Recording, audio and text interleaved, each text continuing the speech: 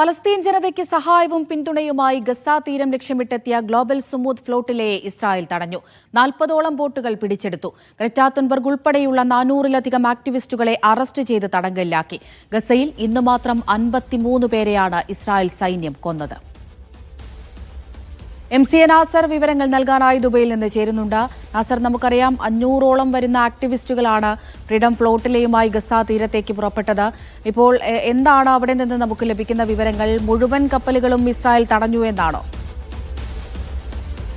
അവർക്ക് ഒന്നൊഴികെ 42 കപ്പലുകളും തങ്ങൾ പിടിച്ചെടുത്തതായിട്ട് ഇസ്രായേൽ ഔദ്യോഗികമായിട്ട് വെളിപ്പെടുത്തിയിട്ടുണ്ട്. ഈ അവശേഷിച്ച ഒരു കപ്പലിനെ കുറിച്ച് അതുമായി ബന്ധപ്പെട്ട ആശയവിനിമയങ്ങൾ ഒന്നും ലഭ്യമല്ല. ആ കപ്പൽ ഏതെങ്കിലും അർത്ഥത്തിൽ ഗസ തീരത്ത് എത്തിയോ, അവിടെ എന്താണ് കപ്പലിന്റെ സ്ഥിതി എന്ന് സംബന്ധിച്ച കൂടുതൽ വിവരങ്ങൾ ലഭ്യമല്ല. ഒരു കപ്പൽ പോലും ഈ വിലക്കുകൾ ലംഘിച്ച് ഗസയുടെ തീരത്തേക്ക് അടുത്തിട്ടില്ല എന്ന ഒരു വിശദീകരണമാണ് ഇസ്രായേലിന്റെ പ്രതിരോധ മന്ത്രാലയം നൽകുന്നത്. പിടിച്ചെടുത്ത എല്ലാ കപ്പലുകളും കടലിൽ മുക്കിയിട്ടില്ല. നേരെ മറിച്ച് ആ കപ്പലുകളൊക്കെയും അസ്ദോദ് തുറമുഖത്തേക്ക് മാറ്റിക്കൊണ്ടിരിക്കുകയാണെന്ന വിശദീകരണം കൂടി അല്പം മുമ്പ് ഇസ്രായേൽ പ്രതിരോധ മന്ത്രാലയം പുറത്തുവിട്ടിട്ടുണ്ട്.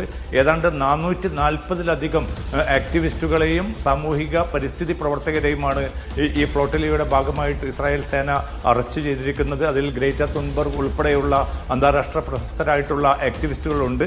അവരെയെല്ലാം ഇപ്പോൾ അസ്ദോദ് തുറമുഖത്തോട് ചേർന്നുള്ള തടങ്കൽ കേന്ദ്രത്തിലേക്ക് മാറ്റിയിരിക്കുകയാണ്. അവരെ ചോദ്യം ചെയ്തുകൊണ്ടിരിക്കുന്ന പ്രക്രിയയാണ് ഇപ്പോൾ പുരോഗമിക്കുന്നതെന്നും ഇസ്രായേൽ പ്രതിരോധ മന്ത്രാലയം അറിയിക്കുന്നു.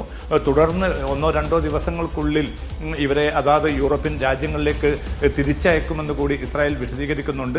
പക്ഷേ എന്തൊക്കെ പറഞ്ഞാലും ലോകതലത്തിൽ തന്നെ വലിയ ശക്തമായിട്ടുള്ള ഒരു എതിർപ്പ് ഇസ്രായേലിനെതിരെ രൂപപ്പെടുത്തുന്നതിൽ ഈ ഫ്ലോട്ടില, ഗ്ലോബൽ സുമൂദ് ഫ്ലോട്ടില വലിയ വിജയം നേടിയിരിക്കുന്നു.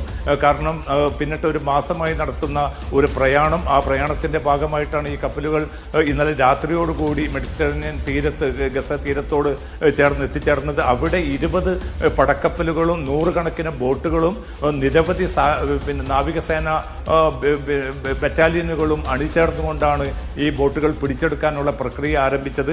ഇത്തവണയുള്ളൊരു പ്രത്യേകത എന്നത് അന്തർദേശീയ സമൂഹത്തിൽ പ്രധാനമായിട്ടും യൂറോപ്യൻ രാജ്യങ്ങൾ വളരെ ശക്തമായിട്ടുള്ളൊരു മുന്നറിയിപ്പ് ഇസ്രായേലിന് നൽകിയിരുന്നു. ഏതെങ്കിലും അർത്ഥത്തിൽ ബോട്ടുകൾക്ക് നേരെ ആക്രമണം നടത്തുകയോ അതിൽ ആരെങ്കിലും കൊല്ലപ്പെടുകയോ അവർക്ക് അത്യാഹിതം സംഭവിക്കുകയോ ചെയ്താൽ ഗുരുതരമായിട്ടുള്ള പ്രത്യാഘാതങ്ങൾ ഉണ്ടാകുമെന്ന് മുന്നറിയിപ്പ് നൽകുന്ന. അതുകൊണ്ട് തന്നെ വളരെ കരുതലോടുകൂടിയായിരുന്നു ഇത്തവണ ഇസ്രായേൽ നാവികസേനയുടെ സമീപനം. പക്ഷേ അതേസമയം പിടിച്ചെടുത്ത ബോട്ടുകളിലെ എല്ലാ ഭക്ഷ്യവസ്തുക്കളും നശിപ്പിക്കാൻ, അവിടത്തേക്ക് വെള്ളം പമ്പ് ചെയ്തുകൊണ്ട് ആ ഭക്ഷ്യവസ്തുക്കൾ ഒരു നിലക്കും ആർക്കും ഉപകരിക്കാത്ത രീതിയിൽ നശിപ്പിക്കാനുള്ള നീക്കം നടന്നു. അതോടൊപ്പം തന്നെ ചില ആക്ടിവിസ്റ്റുകളെ മർദ്ദിച്ചതായിട്ടുള്ള റിപ്പോർട്ടുകൾ പുറത്തു വരുന്നുണ്ട്. പക്ഷേ ലോകത്തുടനീളം, പ്രധാനമായിട്ടും യൂറോപ്പിലും അതോടൊപ്പം തന്നെ ലാറ്റിൻ അമേരിക്കൻ രാജ്യങ്ങളിലും അതിശക്തമായിട്ടുള്ള ഇസ്രായേൽ വിരുദ്ധ വികാരം പടർത്തുന്നതിൽ ഈ ഗ്ലോബൽ സുമൂദ് ഫ്ലോട്ടില വലിയ നിർണായകമായിട്ടുള്ള വിജയം നേടി എന്ന് തന്നെ ഈ ഘട്ടത്തിൽ വിലയിരുത്തണം. നാസർ, ഈ ആക്ടിവിസ്റ്റുകളെയൊക്കെ തടവിലാക്കിയെന്നാണല്ലോ ഇസ്രായേൽ പറയുന്നത്. ഇവരെല്ലാവരും സുരക്ഷിതരാണോ? അമൃത, ഔദ്യോഗികമായിട്ട് ഇസ്രായേൽ നൽകുന്ന വിശദീകരണം അവരൊക്കെ സുരക്ഷിതരാണ്. ആരോഗ്യപരമായിട്ട് അവർ യാതൊരു പ്രയാസവും ആർക്കും അനുഭവിക്കുന്നില്ല. അവർക്ക് ആവശ്യമായിട്ടുള്ള ചികിത്സയും സംവിധാനങ്ങളും തങ്ങൾ ഒരുക്കുന്നുണ്ട്. എത്രയും വേഗത്തിൽ തന്നെ, അധികം സമയമെടുക്കാതെ തന്നെ അവരെ യൂറോപ്യൻ രാജ്യങ്ങളിലേക്ക് തിരിച്ചയക്കുമെന്നാണ് വ്യക്തമാക്കുന്നത്. കാരണം ഇറ്റലിയും ജർമ്മനിയും അതോടൊപ്പം തന്നെ ഫ്രാൻസ് ഉൾപ്പെടെയുള്ള പ്രധാനപ്പെട്ട ഇസ്രായേലുമായി ചേർന്ന് നിൽക്കുന്ന രാജ്യങ്ങളിൽ നിന്നുള്ള നിരവധി സന്നദ്ധ പ്രവർത്തകർ ഇതിന്റെ ഭാഗമായിട്ട് ഗസയ്ക്ക് വേണ്ടി ഐക്യദാർഢ്യവുമായിട്ട് രംഗത്ത് വന്നിട്ടുണ്ട്. എന്തായാലും വലിയ പ്രതീകാത്മകമായിട്ടുള്ളൊരു മുന്നേറ്റം നടത്തുന്നതിൽ ഗ്ലോബൽ സുമൂദ് ഫ്ലോട്ടിലയുടെ സംഘാടകർ വിജയിച്ചു എന്ന് നമ്മൾ വേണം വിലയിരുത്താൻ. അന്തർദേശീയ തലത്തിൽ പ്രധാനമായിട്ടും ഇറ്റലിയിൽ നാളെ രാജ്യവ്യാപകമായിട്ടുള്ള ബന്ദിനാണ് അവിടുത്തെ പ്രധാനപ്പെട്ട ട്രേഡ് യൂണിയൻ ആഹ്വാനം ചെയ്തിരിക്കുന്നത്. നിരവധി വിദ്യാർത്ഥികളും അതോടൊപ്പം തന്നെ അധ്യാപകരും സർക്കാർ ജീവനക്കാരും ഒക്കെ ഈ ബന്ധുമായിട്ട് സഹകരിക്കുമെന്ന് പ്രഖ്യാപിച്ചിട്ടുണ്ട്. ഫ്രീഡം ഫോർ പലസ്തീൻ എന്ന വളരെ ശക്തമായിട്ടുള്ള ഒരു മുദ്രാവാക്യം യൂറോപ്പിലും അതോടൊപ്പം തന്നെ ലാറ്റിൻ അമേരിക്കൻ രാജ്യങ്ങളിലുമൊക്കെ അതിശക്തമായിട്ട് ഉയർത്താൻ സാധിച്ചു എന്നതും ഈ ഗ്ലോബൽ സുമൂദ് ഫ്ലോട്ടിലയുടെ വലിയ ഒരു വിജയം തന്നെയാണ്.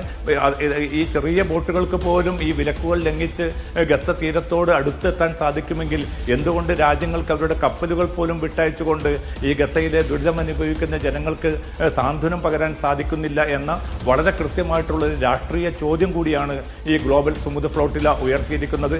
എന്തായാലും തങ്ങളുടെ ജീവൻ തൃണവൽഗണിച്ചുകൊണ്ടും പിന്നിട്ടൊരു മാസമായി ഈ മനുഷ്യർ നടത്തുന്ന, തികച്ചും സാധാരണക്കാരായിട്ടുള്ള മനുഷ്യർ നടത്തുന്ന, അവരിൽ രാഷ്ട്രീയ നേതൃത്വമുണ്ട്, നയതന്ത്ര പ്രതിനിധികളുണ്ട്, പരിസ്ഥിതി പ്രവർത്തകരുണ്ട്, സാമൂഹ്യ പ്രവർത്തകരുണ്ട്, ആക്ടിവിസ്റ്റുകളുണ്ട്. ഇവരൊക്കെ നടത്തിക്കൊണ്ടിരിക്കുന്ന ഏറ്റവും തീക്ഷ്ണമായിട്ടുള്ള ഒരു പോരാട്ടത്തിൻ്റെ ഒരു ഘട്ടത്തിൽ അന്തർദേശീയ സമുദ്രാതിർത്തിയിൽ വെച്ചുകൊണ്ട് തന്നെയാണ് എല്ലാ നിയമങ്ങളും മറികടന്നുകൊണ്ട് ഈ ബോട്ടുകൾക്ക് നേരെ അവ പിടിച്ചെടുക്കുന്ന ഒരു സമീപനം ഉണ്ടായത്. അതുകൊണ്ട് തന്നെ ഇസ്രായേലിനെതിരെ അതിശക്തമായിട്ടുള്ള പ്രക്ഷോഭം പല യൂറോപ്യൻ രാജ്യങ്ങളിലും തുടർന്നുകൊണ്ടിരിക്കുകയാണ്.